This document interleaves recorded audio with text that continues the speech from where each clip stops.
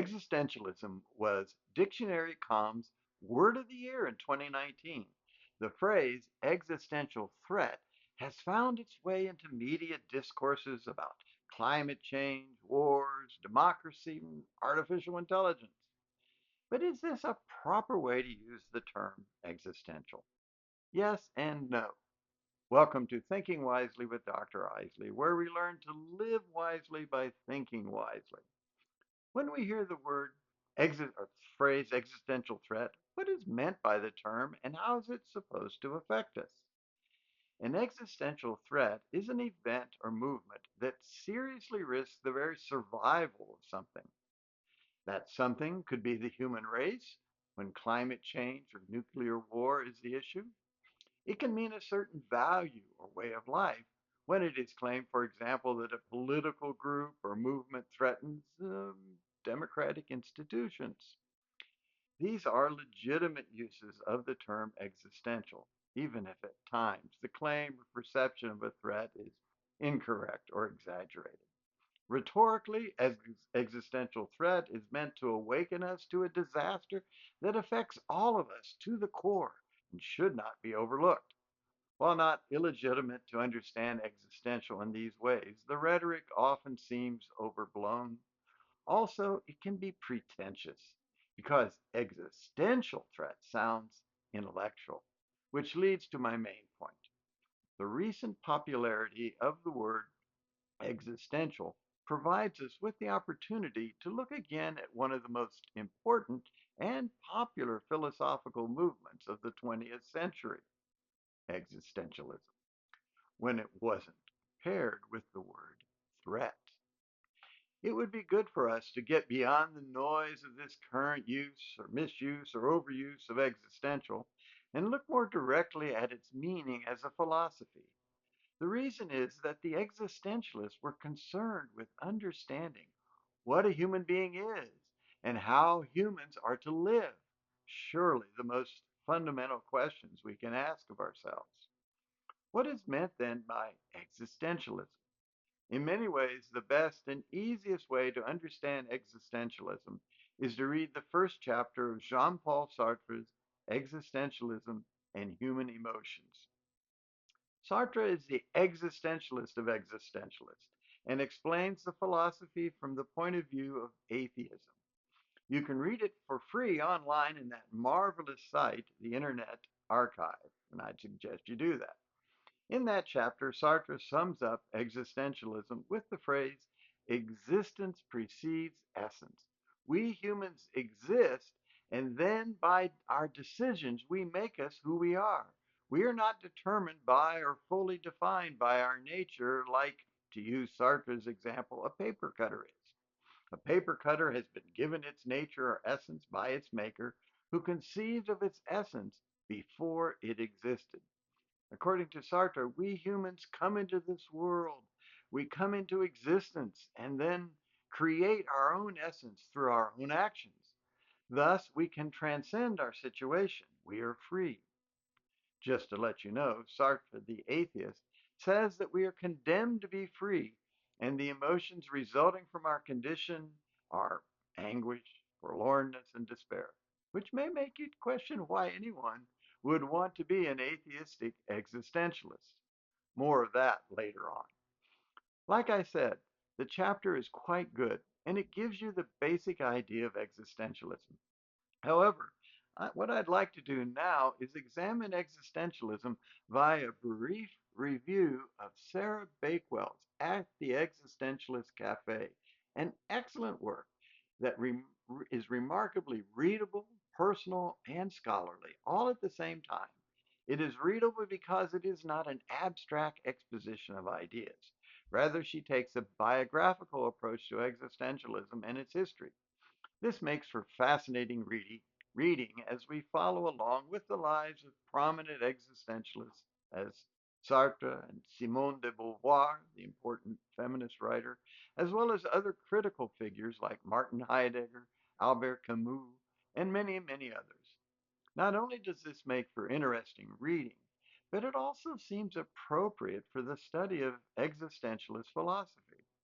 As Bakewell observes, Existentialists concern themselves with individual concrete human existence, page 34. Following the lives of these philosophers and how they related to one another is to concern ourselves with their individual concrete human existence and ultimately ours. Existentialism is so important and refreshing as a philosophy because its subject is what we do or how we live, given who we are. Bakewell's biographical approach helps us to see how the existentialists lived the embodiment of what they thought we are. It also shows their errors, faults, and all the broken relationships because of philosophical and, unfortunately, especially political differences. She also writes very well. It is entertaining reading. In many ways, it reads like a good intellectual novel. By the way of illustration of her biographical approach is her description of the quote unquote birth of existentialism at a Parisian bar while Sartre and Beauvoir sipped apricot cocktails with Raymond Aron. Aron explained to them how phenomenology avoided endless and fruitless discussions about abstractions and focused rather on things, the phenomena, and our experience of them. Bakewell's description is both entertaining and helped me to see the connection clearly between phenomenology and existentialism. Bakewell does another very existential thing. She includes her own experience in the book. We get to know her as well.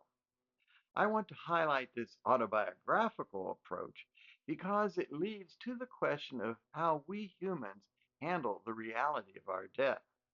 This will allow me to explain why I think Christianity is a better way than atheistic existentialism, which is the branch of existentialism that Bakewell limits her discussion to. In the next, to the last chapter of her book, Bakewell poignantly tells of the passing of the various philosophers, or as she calls them, her cast of characters.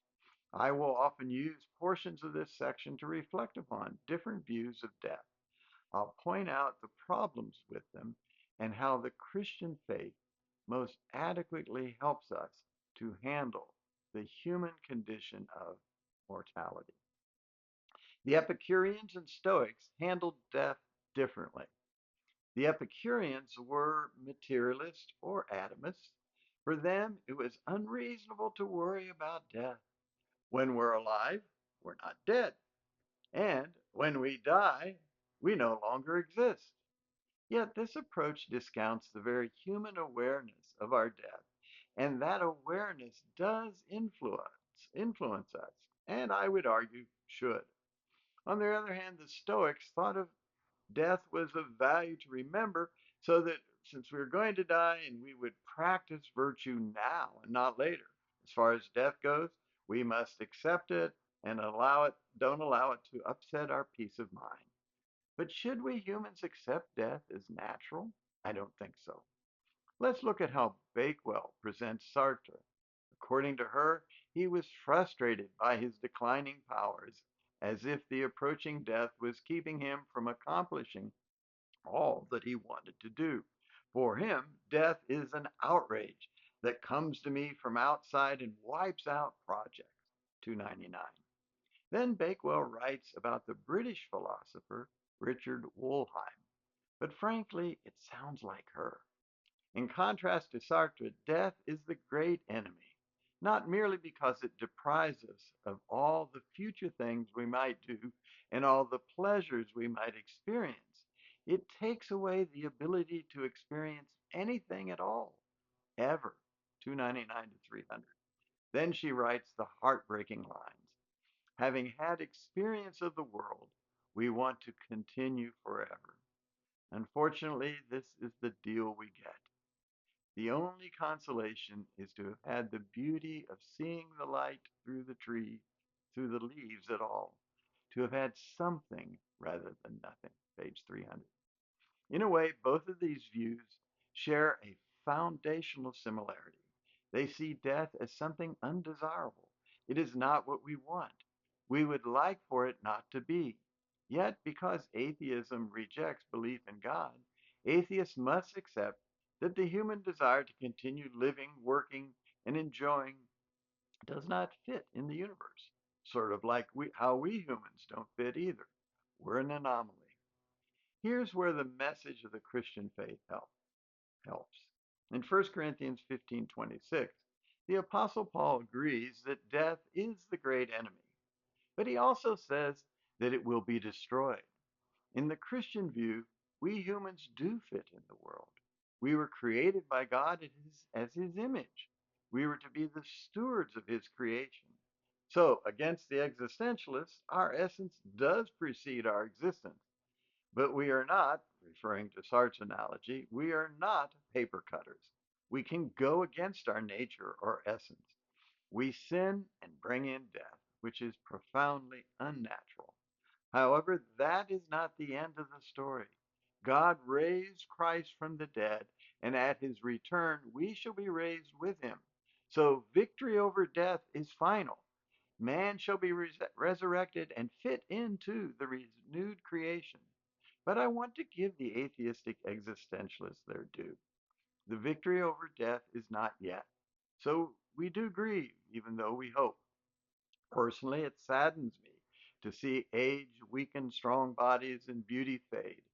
I grieve to see minds debilitated by Alzheimer's and one circle of friends and family shrinking. So it is good to remember that the most fundamental existential threat is our sin against God and our nature, which has placed us under death's thrall. Atheistic existentialists like Sartre should be read because they remind us of the consequences of believing that there is no God. Sarah Bakewell's At the Existentialist Cafe is an excellent mid-level introduction or reintroduction to them. I recommend it. Even more, I recommend reading the Gospels and their record of Jesus Christ, who both reveals authentic human existence in a world ruled by death and the conquest of death in his resurrection. As always, comments are welcome. If you wish to receive these videos automatically, click on the subscribe button. Thank you for listening.